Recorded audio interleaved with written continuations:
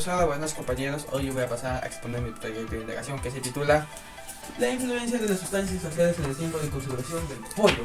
Para esto tuve que seguir una serie de pasos que pasaré a explicarles. Lo primero fue la formulación del problema de investigación. En este paso tuve que problematizar una situación de la vida cotidiana. Y una que pasó hace muy poco es que mi familia apoyó en la pollada y al final nos terminó sobrando varios pedacitos de pollo, tantos que nos cabían en el refrigerador y otros no podíamos darle al perro porque era demasiado, así que tuvimos que botarlos. Y yo pensé, ¿por qué tenemos que botarlos? ¿No hay alguna forma de conservarlos con alguna sustancia de la cocina? Y a partir de eso me planteé esta pregunta, que es ¿cómo afecta el uso de ciertas sustancias caseras en el tiempo de conservación de pedazos de pollo? Una vez planteada mi pregunta, pasé a formular mis objetivos, que vendría a ser el objetivo principal de notar que el tiempo de conservación de los alimentos puede darse con la ayuda de ciertas sustancias caseras. Una vez hecho esto, pasé a plantearme mi posible respuesta. Si pedazos de pollo son expuestos a ciertas sustancias caseras, entonces su tiempo de conservación se alargará. En este paso tuve que identificar variables para evitar variaciones. La primera fue la independiente, que son ciertas sustancias caseras. La segunda fue la dependiente, que es el tiempo de conservación de los pedacitos de pollo. Y la última fue la interviniente, que es la temperatura del lugar de ubicación de los pedacitos de pollo, el tamaño de los pedacitos de pollo, que deben ser iguales, obviamente, y la cantidad de sustancias que usaremos. Una vez ya hecho esto, pasé a mi metodología, que es la parte de la experimentación. Para eso usé todos los materiales que podemos usar, unos de perfección y otros para ejecutar el experimento. Todos los ubiqué en esta basecita de 20 por 8 centímetros. En esta basecita, con la ayuda de una regla y un marcador, pasé a dividir en 4 partes. En cada espacio coloqué un número, del 1 al 4 sucesivamente.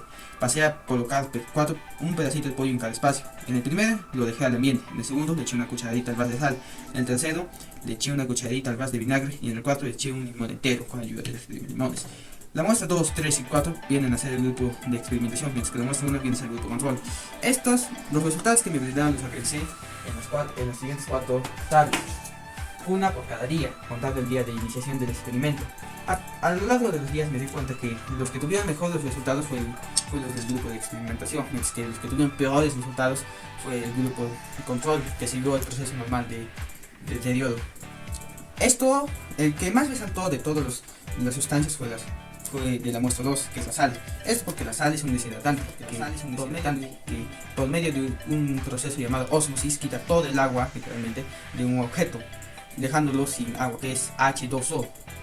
Esto lleva oxígeno. El oxígeno provoca la oxidación, y sin el agua, o sea el oxígeno, no va a haber oxidación. Así retarda el proceso de oxidación y se conserva mejor, no botando lodes pestilentes, mantiene su color pálido y su tamaño también. Su textura, eso sí, se vuelve algo pasposa.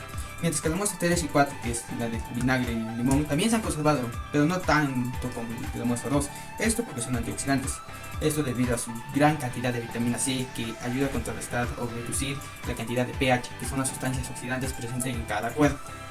Una vez planteado esto ya resuelto, ya en mi indagación pasé a mis conclusiones, donde puedo decir que el color, el olor, la textura y el tamaño de las muestras de pedacitos de pollo tienen relación con la conservación de estos. También puedo decir que mi hipótesis y mi objetivo han sido cumplidos y son correctos. Por último, puedo mencionar que al responderme esta pregunta me surgieron muchas otras, como si estas sustancias también sirven en materiales inorgánicos, o si hay otras sustancias caseras que ayudan a conservarlos. Muchos de estos, como se dice, la respuesta a una pregunta es la puerta a muchas otras. Gracias.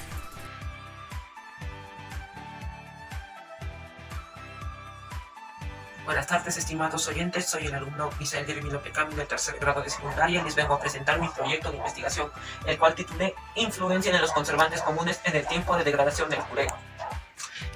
Mi principal propósito con este proyecto fue el de ayudar a las múltiples familias pobres por efectos de la pandemia, para que éstas pudieran conseguir un buen alimento que tenga proteínas de alto valor biológico y de ácidos grasos esenciales como el omega 3. Y del alimento que estoy hablando es del jurel, el cual tenemos y encontramos a lo largo de nuestro territorio, específicamente en nuestro mar, y que es muy abundante y barato, pero que debido a su abundancia y ya que es pescado, se malogra muy fácilmente y se echa a perder. Por ello también consideré 3 sustancias conservantes como son la sal, el vinagre y el aceite, las cuales son muy fáciles de encontrar en cualquier tienda o supermercado y son muy económicas. Por ello mi pregunta de investigación fue la siguiente: ¿cómo influyen los conservantes comunes, como son el vinagre, el aceite y la sal, en el tiempo de conservación del jurel? Y para esto me propuse mi objetivo general, que es el de comprobar el efecto que tienen algunos conservantes comunes en el proceso de degradación del juré y mis objetivos específicos, que son seleccionar un conservante accesible que sea capaz de retardar el proceso de degradación del pescado, y también el de demostrar el efecto de la sal en el proceso demostrar el efecto de la sal en la integridad del jurel, demostrar el efecto del aceite en la integridad del jurel y demostrar el efecto del vinagre en la integridad del jurel. Por ello, me planteé la siguiente hipótesis, que es: si la sal, vinagre o aceite son sustancias conservantes, es probable que puedan conservar por mayor tiempo la carne del jurel, retardando así el proceso de degradación de este pescado. Mi experimentación fue la siguiente.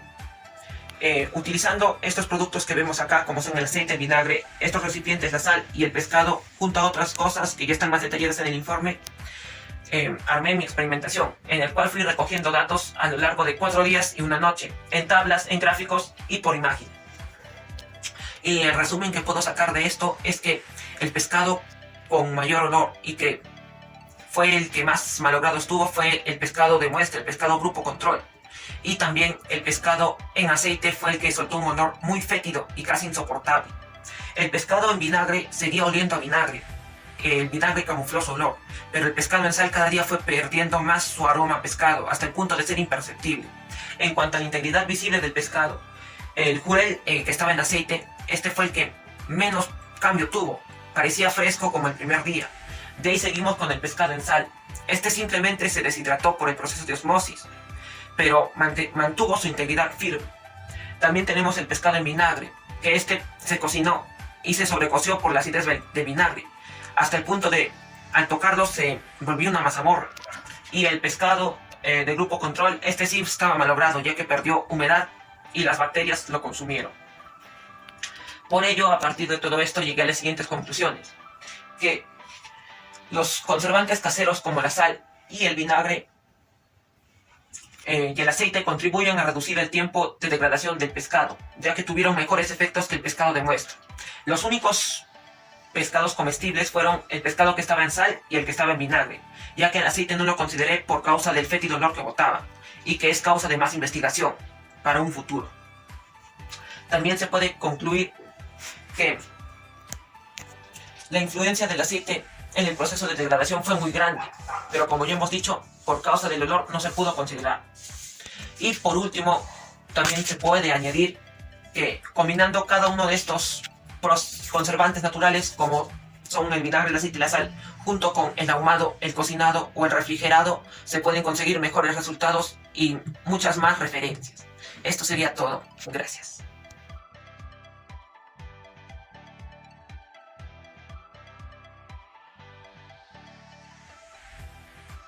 Buenas tardes, profesora. Buenas tardes, compañeros. Yo soy Carlos Guerra Ropa y el día de hoy voy a presentar mi investigación titulada La influencia de las técnicas de cultivo en el tiempo de crecimiento de la planta de cebada. Este experimento fue realizado en la ciudad de Arequipa, donde pude observar cómo mis gallinas ya no comían lo que normalmente alcanzaban diario. Por eso decidí cambiar su alimentación a una más saludable, que sería la cebada. Por eso busco una técnica de cultivo que me ayude a acelerar este proceso de crecimiento. Este probablemente no sea un problema solamente el mío, ya que en la actualidad hay bastantes personas que tienen animales en casa y usan una manera de alimentarlos efectivamente. Por eso se planteó la siguiente pregunta: ¿cómo influyen las técnicas de cultivo en el crecimiento de la planta de cebada? Y como objetivo dentro de este proyecto tendremos a demostrar el tiempo de crecimiento de la planta varía según la técnica de cultivo que usaremos. Esto nos permitirá poder acelerar el proceso de alimentación de nuestra planta.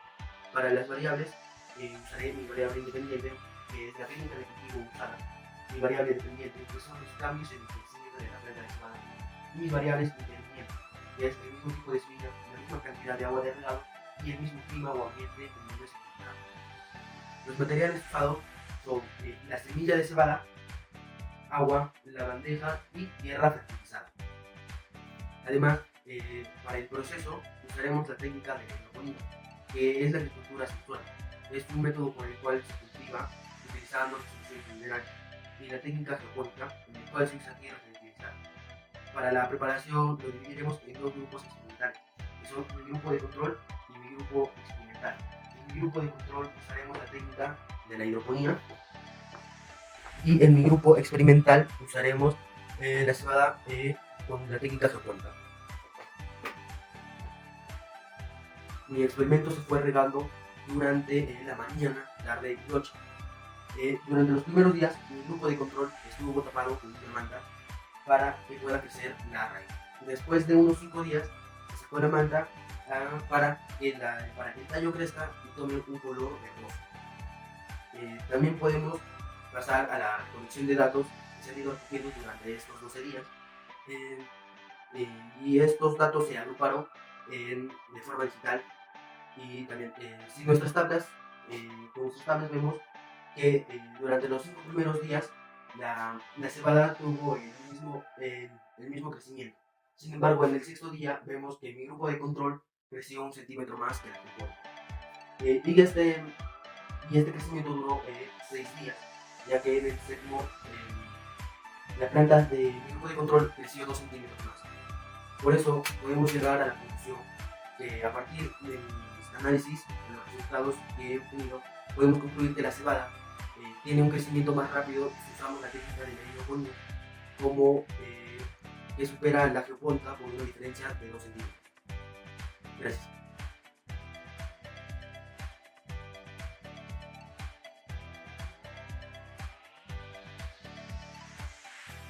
Buenas noches a todos los presentes. El día de hoy yo, Orlando Solís Quintana, del tercer grado C de la institución educativa Honorio Delgado Espinosa, vengo a presentar mi experimento que se titula Influencia del aporte del agua en el crecimiento de la planta rosa verde.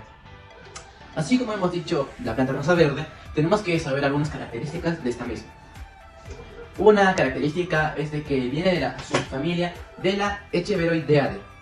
También se originó en México, en el continente americano, y asimismo por provenir de un ambiente muy seco, este mismo se tuvo que adaptar a estas circunstancias, teniendo un mecanismo que en sus raíces puede llegar a acumular el agua para poder usarla en caso de emergencia, que no se la vuelva a regar.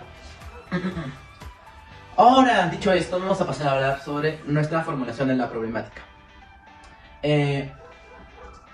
Yo tengo un interés propio hacia estas circunstancias porque yo poseo un huerto y me gustaría saber cuál sería el regado adecuado para esta planta rosa verde.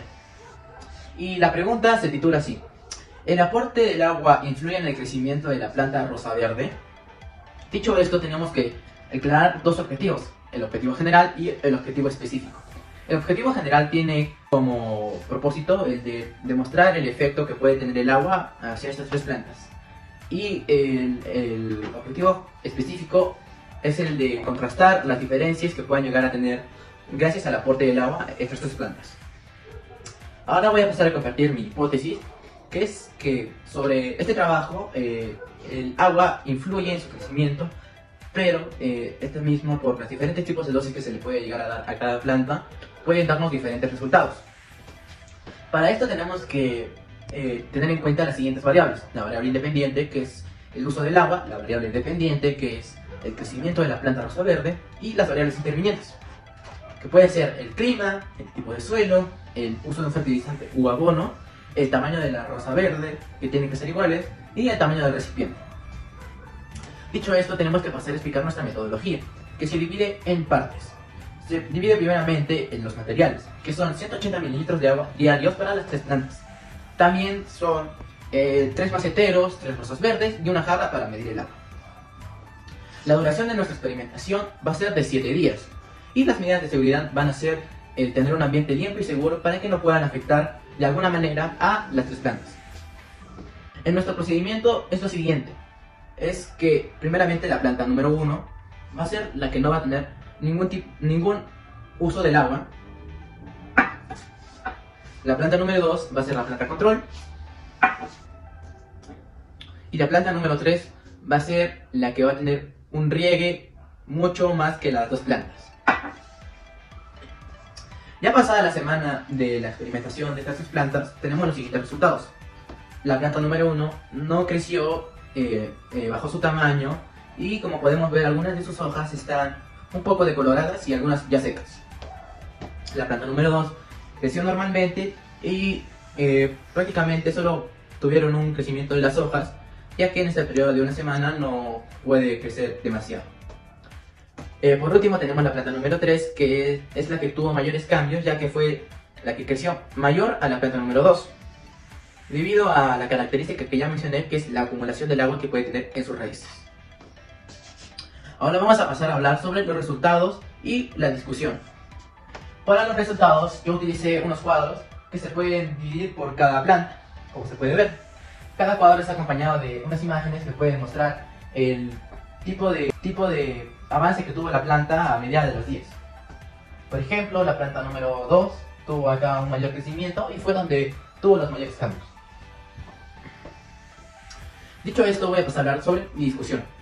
Mi discusión va a tratar de que la planta 2 y 3 fueron las que crecieron gracias al aporte del agua, y la que no creció fue la planta número 1 por falta de esta misma. Y tenemos que decir que por las diversas circunstancias que hubo, puede afectar al crecimiento y desarrollo de la planta número 1. Para culminar, vamos a hablar sobre la conclusión. En nuestra conclusión podemos hablar y confirmar nuestra hipótesis, que si le damos diferentes tipos de dosis a las plantas rosas verdes, pueden darnos diferentes resultados, siendo que el mayor uso del agua en la planta rosa verde sería lo más adecuado, aunque tenemos que tener en cuenta que si se le da un riegue mucho diariamente, esta la podría llegar a matar, porque, como mencioné anteriormente, llega a almacenar el agua en sus raíces. Con esto yo voy a terminar mi exposición. Muchas gracias.